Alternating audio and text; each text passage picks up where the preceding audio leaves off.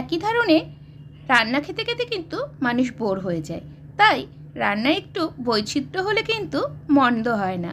আজকে এক বিশেষ মশলা ব্যবহার করে তোমাদের সাথে শেয়ার করছি ঝাল সুজি রেসিপি। এখানে একটা কড়াই প্রথমে গরম করে নিয়েছি। এবারেতে দিয়ে দিলাম বড় কাপের 1 কাপ সুজি। সুজিটা হালকা লাল হওয়া পর্যন্ত ভেজে নেব, পুড়ে যেন না যায় সেই জন্য এটাকে লো ফ্লেমে ভাজতে হবে। সুজি আমি তুলে নিয়েছি। ওই কড়াইয়ের মধ্যে আমি দিয়ে দিয়েছি 2 টিস্পুন রিফাইন অয়েল। এবারেতে দিয়ে দিলাম মাঝারি সাইজের 2টো পেঁয়াজের কুচি, আর দিয়ে দিলাম 2টো লঙ্কা, 1 টিস্পুন দিয়ে দিলাম সর্ষে। এবার কয়েক সেকেন্ড এই পেঁয়াজ লঙ্কা সর্ষে ভেজে নেব। যতক্ষণ না পর্যন্ত পেঁয়াজ নরম হচ্ছে ততক্ষণ পর্যন্ত কিন্তু এইভাবেই লো ফ্লেমেই পেঁয়াজগুলোকে ভাজতে হবে। এবারেতে দিয়ে দিচ্ছি 15 থেকে 16টি কারি পাতা। ঝাল সুজিতে কিন্তু চেষ্টা করবে কারি পাতা ব্যবহার করতে, তাহলে গন্ধটাও যেরকম ভালো হয়, খেতেও কিন্তু দুর্দান্ত লাগে। এবার কারি পাতা 2 সেকেন্ড মতো এভাবে তেলের মধ্যে নাড়াচাড়া করে এর মধ্যে দিয়ে দিচ্ছি বাদাম। এখানে আমি মশলা বাদাম ব্যবহার করছি, তোমাদের কাছে না থাকলে তোমরা সাধারণ যে চিনে বাদাম থাকে সেটা ব্যবহার করলেও চলবে। বাদাম 2 মিনিট মতো লো ফ্লেমে ভেজে নিলাম।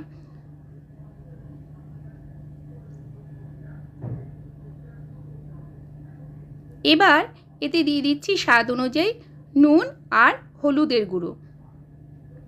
নুন আর হলুদের গুঁড়ো দিয়ে আবারও কয়েক সেকেন্ড সব উপকরণগুলো এইভাবে নাড়াচাড়া করে নিতে হবে।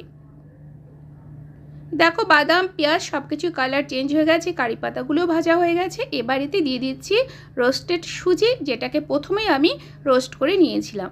আবারও বলছি সুজিগুলো কিন্তু বেশি ভেজে ফেলবে না, তাহলে কিন্তু খেতে ভালো লাগবে না।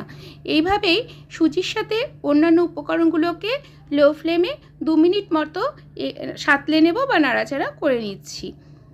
সুজির রং সামান্য এরকম চেঞ্জ হলেই এর মধ্যে দিয়ে দিচ্ছি জল। এখানে প্রথমে দিয়ে দিলাম 1/2 কাপ জল। জলের সাথে সুজিটা খুব ভালো করে এভাবে মিশিয়ে নিচ্ছি। এরপর দিয়ে দিলাম আরও 1 কাপ জল। জল একটু কম বেশিও লাগতে পারে, সেটা তোমরা বুঝে ব্যবহার করবে। এবার জলের সাথে সুজি আর অন্যান্য উপকরণগুলো খুব ভালো করে মিশিয়ে নিলাম। এবার এতে দিয়ে দিচ্ছি আশা কোম্পানির পোহা মশলা।